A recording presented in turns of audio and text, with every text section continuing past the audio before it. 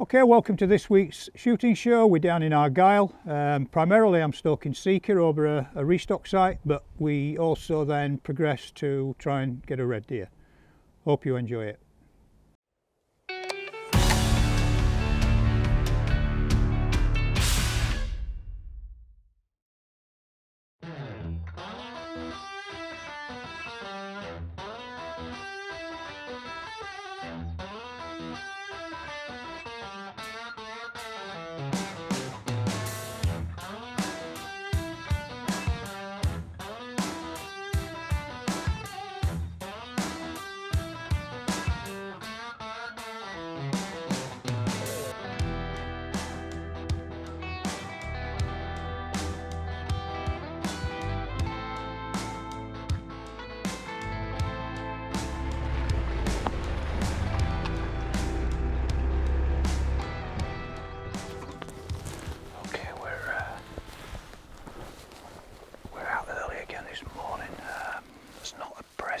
Frosty last night, so it's going to be really tricky, but I'm setting up a little bit back from a restock site that's around the corner from us, about 400 or 500 yards in front, and there's been quite a lot of deer coming down onto that restock, so I want to check that out this morning. But what I particularly would like to get, I want a sika for the table. There's quite a lot of sika down in here.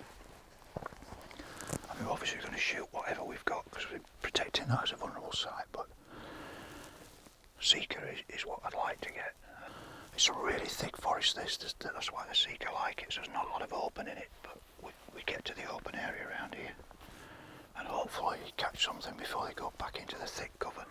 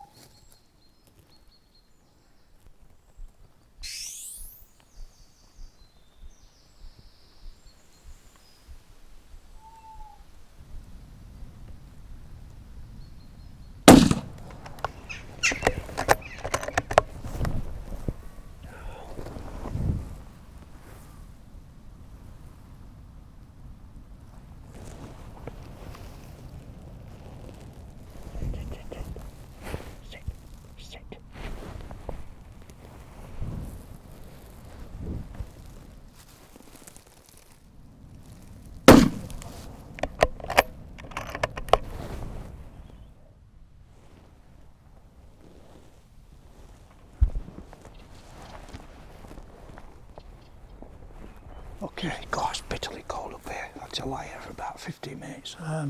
Plan worked. Really quite tricky. We've got a bit of breeze now. I managed to get through all this scrubby rubbish. I managed to just see a couple of what I suspected sika up in the thick on the edge of the conifers, just got the whiteness moving.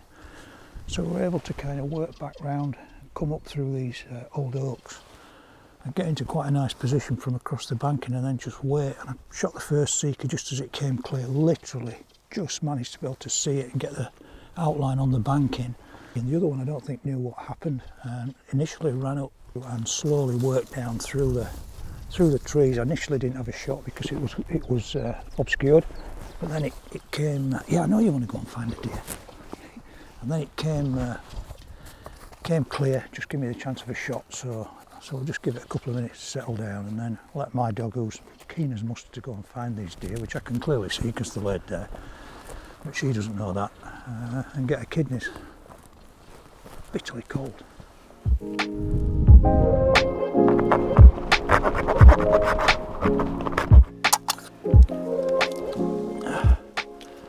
Okay, I'm going to continue actually because it's quite early. We've got the deer galloped off. I've fully galloped them out and we've just used our makeshift larder. Just let them drain. I like to keep the deer cooling and it's just nicely stiffening up and draining down. The blood's dripping out of them, so that's effective. We've got -2 this morning, so we've got a chiller. There's a breeze blowing straight down. It's blowing straight into those carcasses which are open there and draining off, so they're not coming to any harm. We're just going to continue and go out onto some open ground just on the right here. Usually there's a few reds loitering just on the edge of that because there's a basin that's pretty sheltered. Be out of this cold wind and we won't have disturbed anything. this morning, so we're going to go and have a look over here. Nice morning.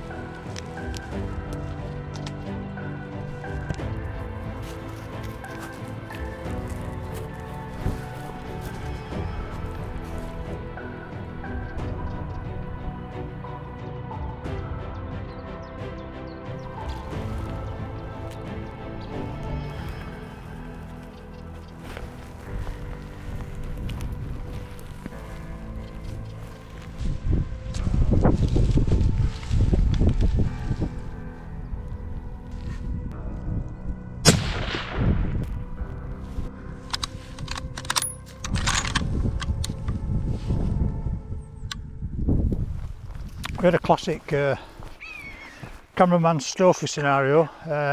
Dog was indicating off the top of the hill here.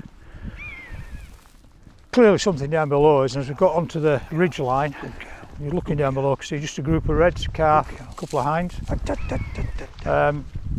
working along this bottom ridge. I came left, got onto a mound. The original deer I was on, which Graham was filming, moved off for me round the back of this scrubby crap here, and I couldn't get the shot. But a hind came in beautifully along the wall here, which I nicely shot, thinking we'd got all that on camera for you, but Graham's filming the original calf, which he could see quite clearly from where he was. So that ran off, and he thought I'd missed, and I'm looking at him and he's looking at me, and I'm looking at a dead deer and he's looking at a calf running that way, calling me names. So we got it anyway, but you didn't quite see that bit, but you obviously see the recovery and everything. It's beautiful down here now, bitterly cold, but a lovely, lovely day. Fortunately, we've got a quad track here, so we'll go back and get the bike and bring the bike in to recover it. I've just scrolled the calf and left the hind and left it tucked at the back of the wall there. My dog's had a mad blast. I don't know where she gets her energy from, wish I had as much. Now she's waiting for home.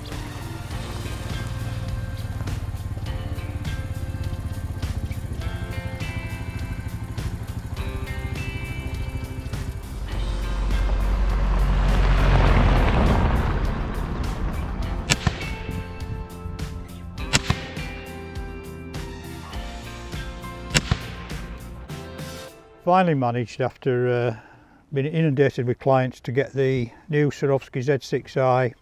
This is a 12x50 scope onto the rifle, and the rifle I use a lot is an old Seiko 75. I love it actually, really sweet shooting rifle. The 6.5x55 caliber, so the old Swedish, but the stock was getting a bit battered, so I put a Macmillan stock in it, so giving it a bit of a makeover.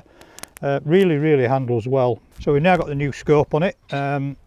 Thank you very much to Swarovski. So what I'm going to do is just set this up this morning. I'm in the crossover between lead and non-toxic ammunition, so the best ammo I've found at the moment in the non-toxic is the S&B Blue, which I've been using now in the Creedmoor for about 6 or 7 months, and I do like it actually.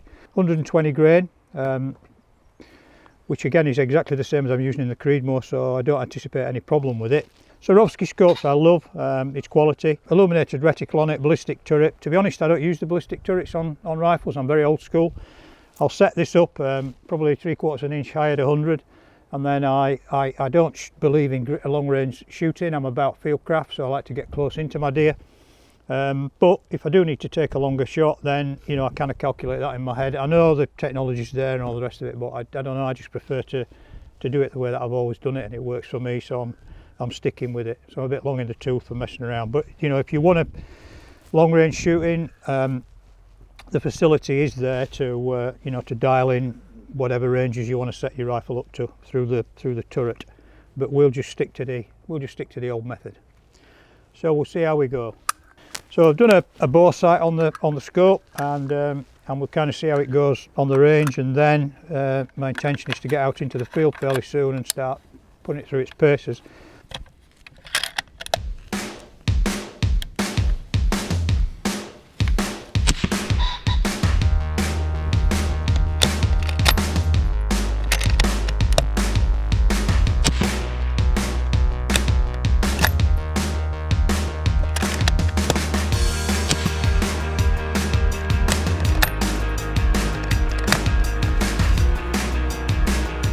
Okay, so that's now got that zeroed in to where I want, 3/4 of an inch to an inch high at 100, which is where I like to set it. Pulled slightly one shot to the right, but I'm happy with that. So now we get it into the field and put it through its paces with a proper test.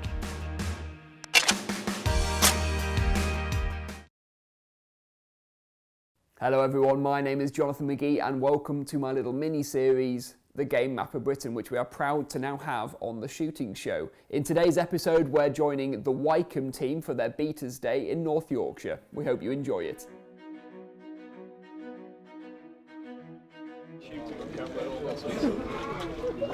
These are the most important days of the season. Yeah.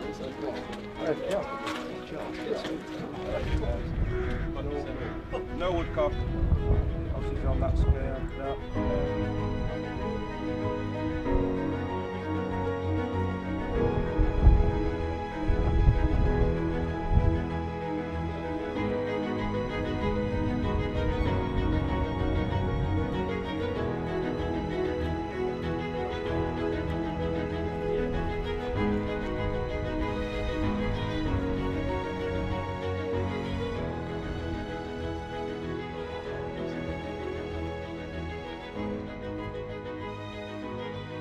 One of the important things about these sort of days is the fact that the estates are then giving something back to the people who don't often get the chance to shoot this sort of spectacular driven game shooting. This is the catering staff, this is the beaters, this is the people who drive the vehicles around, all now getting the chance to shoot their game and take their game home for dinner, which is, you can't beat that circle of employment which these estates have. It's absolutely fantastic. There's about 12 of us in the line today. There's a few more than you'd normally get on your average day shooting, but like I said, this is the keeper's day. So the guests are invited, the guests are the beaters, the pickers up, the people who have been looking after us for all the season.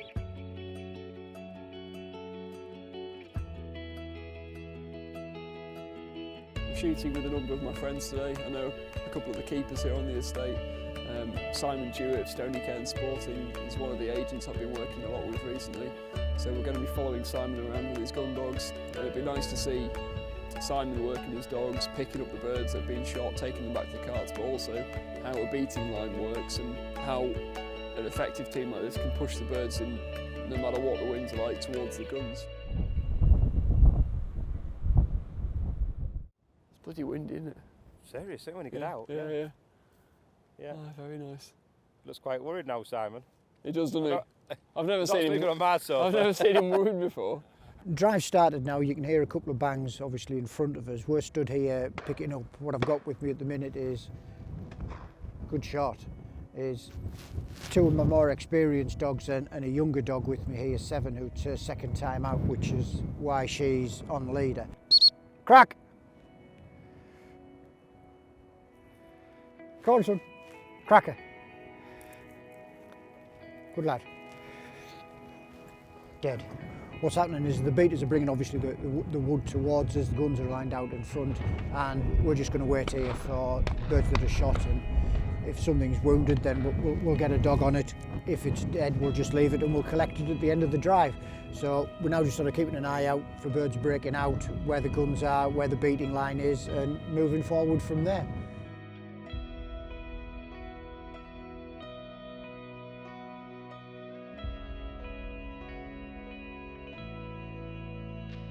This is the third windy drive of the day. We're walking gun once again. I've got my good friend Kate, who's the picking up team next to us. We're walking this grass through into this woodland. There's a double woodland block, 2 different ages of trees. So we're going to push that down. I'm going to curl the line over, and then we're going to push all the birds down that way, but it's about 300 or 400 yards.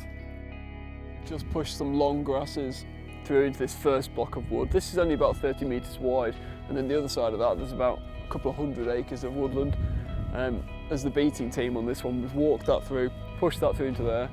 We've lined out down this side, then the second team's now going to push this across here, so we might get the odd pheasant just flicking out over the side.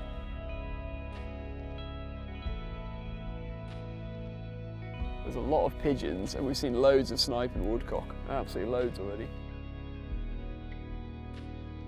I've got Kate of Stony Cairn gun dogs the other side of me, so she's going to be doing some picking up, which should be good. And hopefully we'll get a couple more shots, which will be nice.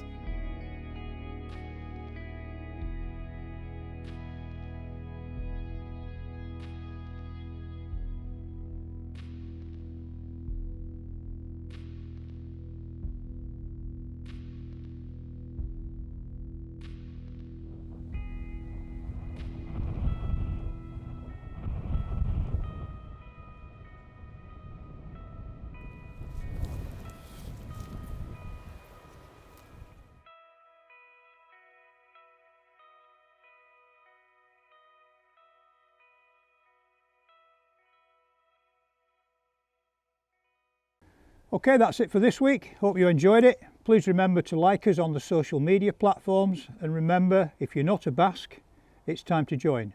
Looking after your sport, looking after you. This has been The Shooting Show.